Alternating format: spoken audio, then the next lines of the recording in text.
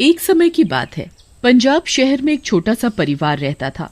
उस परिवार में मंजीत और उसकी पत्नी प्रिशा और उनके 2 बच्चे, जिनका नाम ओम और कशिश था, वे सब आपस में बड़े ही प्यार से रहते थे। एक दिन की बात है, मंजीत ऑफिस से घर आता है और आज वो बड़ा ही खुश नजर आ रहा था। तभी प्रिशा मंजीत से कहती है, क्या बात है, आज आप बड़े खुश नजर आ रहे हो। तुम भी सुनोगी तो खुशी के मारे पागल ही हो जाओगी।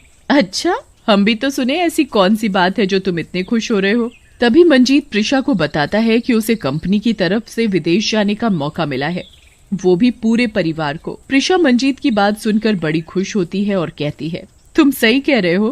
हाँ बाबा हाँ, मेरा विदेश जाने का सपना अब पूरा होगा।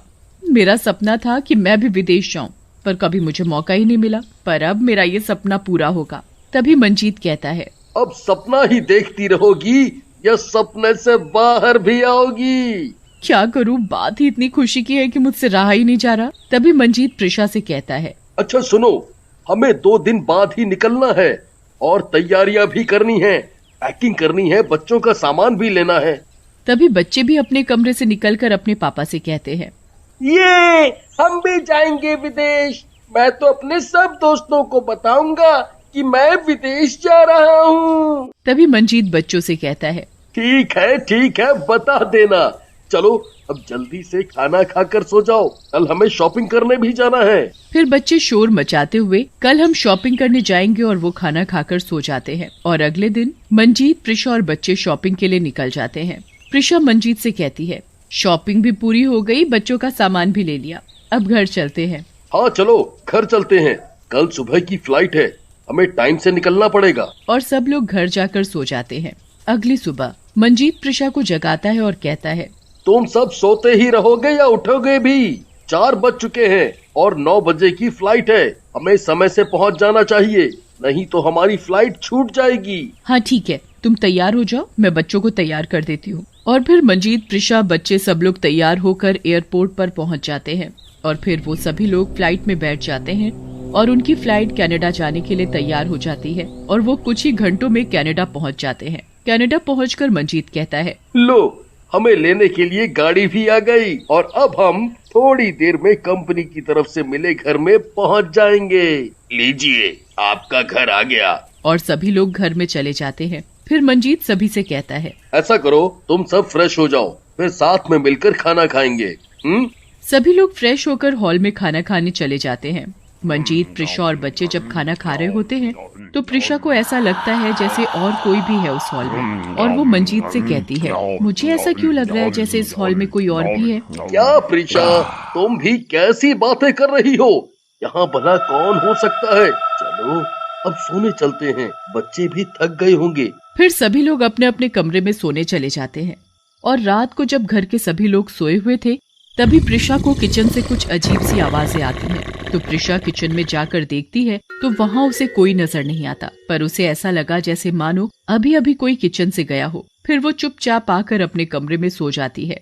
और अगले दिन प्रिशा मंजीत से कहती है, मंजीत मुझे यहाँ कुछ ठीक सा नहीं लग रहा। प्रिशा तुम भी पता नहीं क्या क्या सोचती रहती हो, ये तुम्हारा वहम है और कुछ नहीं। प्रिशा मंजीत की बात सुनकर कुछ नहीं बोलती। तभी मंजीत प्रिशा से कहता है, सुनो मुझे ऑफिस के काम से जाना पड़ेगा, तुम अपना और बच्चों का ध्यान रखना। जी ठीक है, तुम जाकर अपना काम करो, मैं बच्चों का ध्यान रखूंगी। ये कहकर मंजीत ऑफिस के काम से चला जाता है और घर पर प्रिशा और बच्चे रह जाते हैं। प्रिशा बच्चों से कहती है, मैं नहाने जा रही हूँ, तुम लोग कहीं भी इधर उधर मत जाना। ठीक है मम्मी, हम कहीं नहीं जाएंगे। और दोनों बच्चे खेलने लग जाते हैं। खेलते खेलते ओम और कशिश बाहर गार्डन में आ जाते हैं। उन्हें पता ही नहीं चलता कि कब वो गार्डन में आ गए। तभी उन्हें एक आंटी दिखाई देती है और वो बच्चों से कहती हैं, बच्चों तुम लोग अकेले अकेले खेल रहे हो, मुझे भी अपने साथ खिला लो। बच्चे उस अनजान औरत को देखकर डर जाते हैं और अंदर भाग जाते हैं। वो औरत और कोई नहीं, एक चुड़ैल होती है। तभी प्रिशा भी आ जाती है।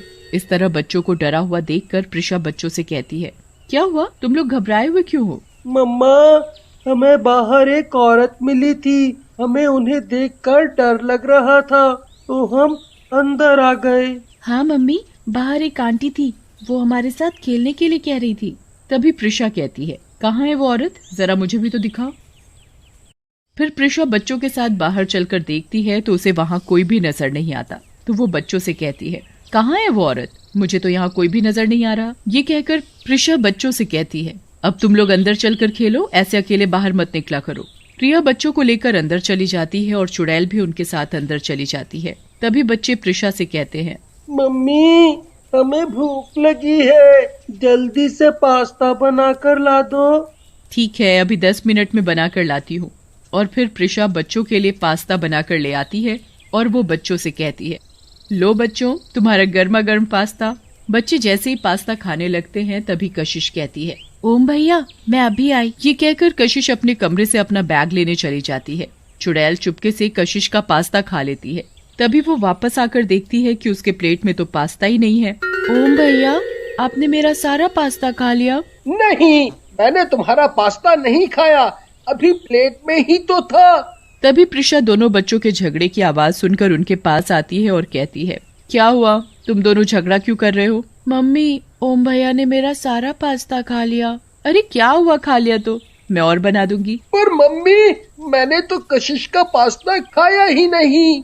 प्रिशा बच्चों की बात सुनकर हैरान हो जाती है और शाम को जब मंजीत घर वापस आता है तो प्रिशा मंजीत को बच्चों के साथ हुई पास्ता और औरत वाली बात बताती है। देखो मुझे यहाँ कुछ ठीक नहीं लग रहा, मैंने पहले भी तुम्हें बोला था पर तुमने मेरी बात नहीं मानी। प्रिशा तुम बेकार में ही परेशान हो रही हो, ऐसा कुछ नहीं है। अच्छा अब मैं सोने जा रहा हूँ, वैसे भी आज बहुत थक गया हूँ। और ये कहकर मंजीत सोने के लिए चला जाता है। उसे लेटते ही नींद आ जाती है। उधर प्रिशा और बच्चे भी खाना खाकर सो जाते हैं। तभी आधी रात को मंजीत की आंख खुलती है तो वो देखता है कि किचन से कुछ आवाजें आ रही होती हैं। वो किचन की तरफ जाकर देखता है कि एक चुड़ैल खाना खा रही है तो वो जोर से चिल्लाता है। तभी चुड़ैल मंजीत से कहती है, मुझसे डरो मत, मैं तुम्हें कुछ नहीं कहूंगी।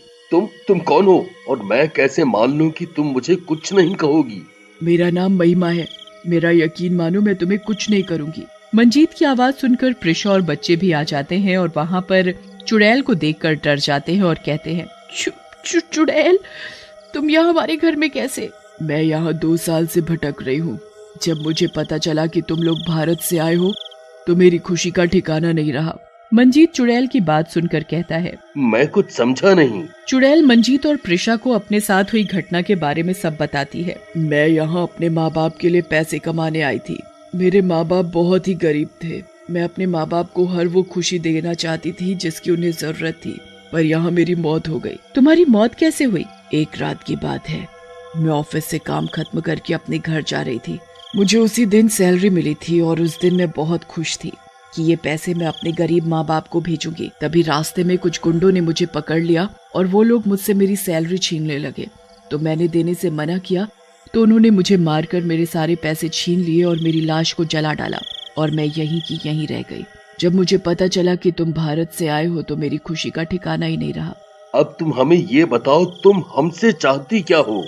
मैं अपने देश भारत जाना चाहती हूँ, जहाँ मैं अपने परिवार वालों को देख सकूं, और तुम ही हो जो मुझे मेरे देश भारत लेकर जा सकते हो। तभी मेरी आत्मा को शांति मिलेगी। चुड़ैल की बात सुनकर मंजीत और प्रिशा कहते हैं, तुम चिंता मत करो, हम तुम्हें जरूर इंडिया लेकर जाएंगे और तुम अपने परिवार वालों को भी देख सकोगी। हाँ, हम तुम्हें जरूर अपने साथ लेकर जाएंगे। और फिर अगले दिन सभी लोग इंडिया जाने की तैयारियां करते हैं और वो रात की फ्लाइट से भारत वापस लौट आते हैं। अपने देश में आकर चुड़ैल बहुत ही खुश होती है और कहती है, आई लव माई इंडिया। हाँ सही में, अपना देश अपना ही होता है। और फिर अगले दिन मंजीत और प्रिशा चुड़ैल से कहते हैं, तुम्हारा परिवार कहाँ रहता है? हमें बताओ, हम तुम्हारे परिवार वालों से तुम्हें मिलवा देंगे। चुड़ैल मंजीत और प्रिशा को अपने घर का पता बताती है तो प्रिशा और मंजीत कहते हैं, ठीक है, कल ही हम जाकर तुम्हें तुम्हारे घर वालों से मिलवा देंगे। चुड़ैल बहुत खुश होती है। उसकी तो खुशी का ठिकाना ही नहीं था कि वो अपने परिवार वालों से मिलेगी। कल हम किसी पंडित जी से मिलकर चुड़ैल का सही तरीके से अंतिम संस्कार करवाएंगे जिससे कि उसकी आत्मा को शांति मिल सके। बात तो तुम्हारी बिल्कुल सही है। और अगले दिन मंजीत और प्रिशा चुड़ैल को उसके बताए पते पर लेकर जाते हैं और चुड़ैल के माँ बाप से मिलते हैं और उन्हें चुड़ैल के बारे में सब बताते हैं कि वो उनकी बेटी है। माँ, पिताजी, और वो रोने लगती है। माँ बाप अपनी बेटी को गले लगाकर बहुत रोते हैं। अब हमें आपकी बेटी का सही तरीके से अंतिम संस्कार करना होगा जिससे उसे मुक्ति मिल सके। और फिर सभी लोग पंडित जी के पास जाकर चुड़ैल का सही तरीके से अंतिम संस्कार कराते हैं और इस तरह चुड़ैल को मुक्ति मिल जाती है।